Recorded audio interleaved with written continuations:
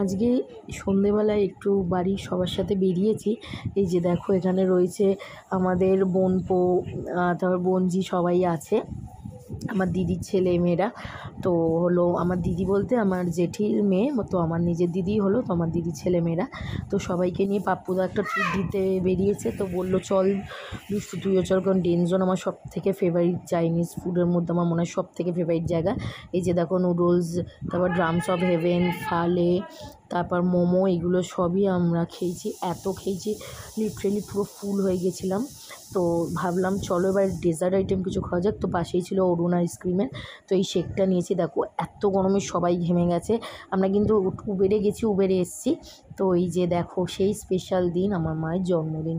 ভগবান সব সময়, ভগবানের কাছে সত্যি একটা জিনিসই চাওয়ার আছে, আমার মা জন্মদিনটা, মানে আমার মায়ের দিনটা যেন অনেক অনেক স্পেশাল হয়।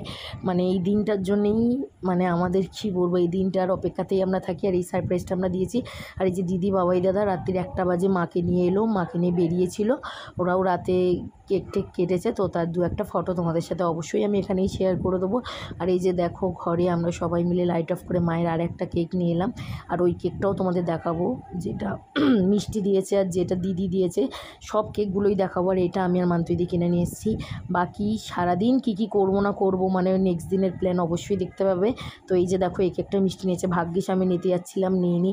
তো লাভ ইউ মা, সত্যিই লাভ ইউ, তোমার জন্যেই আমরা আছি।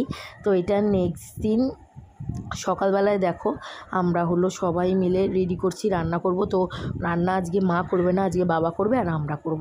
তো চলো কী কী রান্না বান্না হয়েছে সেগুলো সব দেখিয়ে দিই। এই যে দেখো বাচ্চাদের জন্য মাটন হয়েছে, মানে আমার ছেলে আর আমার মেজদির ছেলে ডাব্বুর, ওদের দুজনের জন্য। ভাবছো যে এখানে মাটন কম আলু বেশি, না, নিচে ভর্তি মাটন, ওদের জন্য অনেক মাটন দিয়ে করা হয়েছে।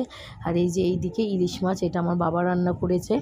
আর রয়েছে সাথে রয়েছে মাটন, তো সেটা এত গরম ছিল ঠিকভাবে তোমাদের দেখাতে পারিনি। আর ইলিশ মাছের তেল রয়েছে, যেটা আমি একদমই খেতে ভুলে গেছিলাম। আর ভাজাভুজি ছিল। আর এইটা মা কার জন্য তুলে রেখেছে আমি ঠিক জানি না। এবার ভাত রয়েছে 2 হাঁড়ি ভাত, কারণ আমরা অনেকগুলো লোক। আর নিচে ছিল ডাল। আর এই যে মাটনটা তোমাদের খুলে যেইটুকু দেখাতে পেরেছি। আর আলুগুলো একটু গলে যাচ্ছিলো বলে মা উপরে আলাদা করে রেখেছে।